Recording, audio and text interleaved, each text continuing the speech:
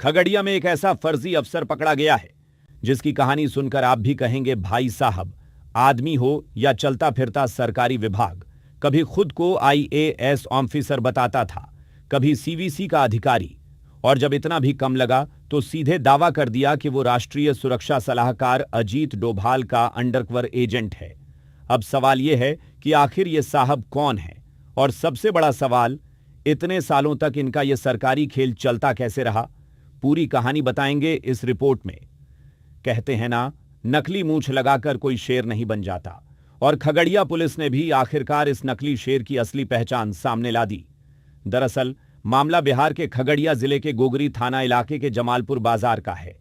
यहां रहने वाले मनीष कुमार गुप्ता उर्फ चिक्कू पर पुलिस की काफी समय से नजर थी। शिकायत मिली थी कि मनीष लोगों के सामने कभी आईएएस अधिकारी बनता था तो कभी बड़े बड़े सरकारी अधिकारियों से अपनी पहचान बताकर रौब झाड़ता था। लेकिन असली मजा तब आया जब उसने खुद को अजीत डोभाल का अंडरकवर एजेंट बताना शुरू कर दिया। अब सोचिए, अगर कोई आपसे कहे कि मैं अंडरकवर एजेंट हूं तो जाहिर है आप उससे पूछेंगे सबूत क्या है, लेकिन मनीष भाई के पास इसका भी इंतजाम था। पुलिस के मुताबिक उसने पूछताछ के दौरान सीवीसी का एक पहचान पत्र भी दिखाया। मतलब पहचान पूछो तो आईएएस, थोड़ा और पूछो तो सीवीसी, और मामला ज्यादा गंभीर हो जाए तो सीधे एनएसए का अंडरकवर एजेंट। लगता है एक ही आदमी में पूरा सरकारी विभाग समा गया था। लेकिन पुलिस भी इस बार होमवर्क करके आई थी। बताया जा रहा है कि पुलिस पिछले करीब 8 दिनों से मनीष पर नजर रख रही थी। फिर एक दिन डीआईयू और गोगरी थाना पुलिस की टीम उसके आलीशान घर पहुंची और शुरू हुई करीब 7.5 घंटे की छापेमारी।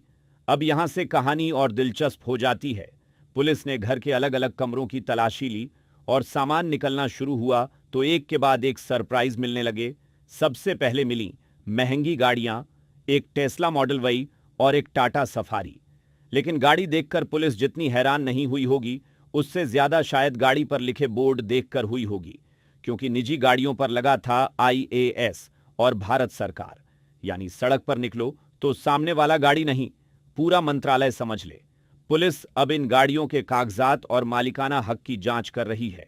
लेकिन रुकिए, कहानी अभी खत्म नहीं हुई है। छापेमारी में कई mobile phone, laptop, ATM card, credit card और चेकबुक भी मिलने की बात सामने आई है। बताया जा रहा है कि 5 एप्पल आईफोन, करीब 20 क्रेडिट कार्ड और 8 डेबिट कार्ड भी बरामद हुए। अब आप सोच रहे होंगे कि भाई, ये आदमी आखिर करता क्या था। यही पता लगाने के लिए पुलिस पूछताछ कर रही है, और इसी पूछताछ में सामने आया कथित 100 करोड़ रुपए से ज्यादा की संपत्ति का मामला। पुलिस को शक है कि मनीष के पास बिहार के अलावा दूसरे राज्यों और शायद विदेशों में भी संपत्ति हो सकती है। हालांकि ये आंकड़ा और संपत्ति वास्तव में कितनी है, इसका खुलासा जांच पूरी होने के बाद ही होगा। लेकिन अगर 100 करोड़ वाली बात जांच में सही निकलती है तो सवाल बहुत बड़ा है, एक कथित फर्जी अफसर के पास इतनी संपत्ति आई कहां से। लेकिन कहानी में ट्विस्ट अभी बाकी है। पुलिस के मुताबिक मनीष के घर से 31 लीटर महंगी विदेशी शराब, 29 ब्रांड और हिरण बारहसिंगा के सींग भी मिले हैं। सबसे हैरान करने वाली बात, घर के आसपास 100 से ज्यादा सीसीटीवी कैमरे लगे थे। पुलिस के अनुसार मनीष करीब 10 साल से खुद को बड़ा अधिकारी बताकर लोगों और प्रशासन पर प्रभाव जमाता था। अब जांच का सबसे बड़ा सवाल है, क्या वो अकेले ये खेल खेल रहा था या इसके पीछे कोई बड़ा नेटवर्क था। कथित करोड़ों की संपत्ति और पैसों के लेन देन की भी जांच हो रही है, क्योंकि अगर 100 करोड़ से ज्यादा की संपत्ति का कनेक्शन सामने आया तो मामला सिर्फ फर्जी आईएएस का नहीं रहेगा। सवाल होगा, आखिर इतने साल तक सिस्टम की आंखों में धूल कैसे झोंकी गई। आप इस पूरे मामले को लेकर क्या सोचते हैं? अपनी राय हमें कमेंट सेक्शन में जरूर बताएं। साथ ही और भी अपडेट्स के लिए जुड़े रहे।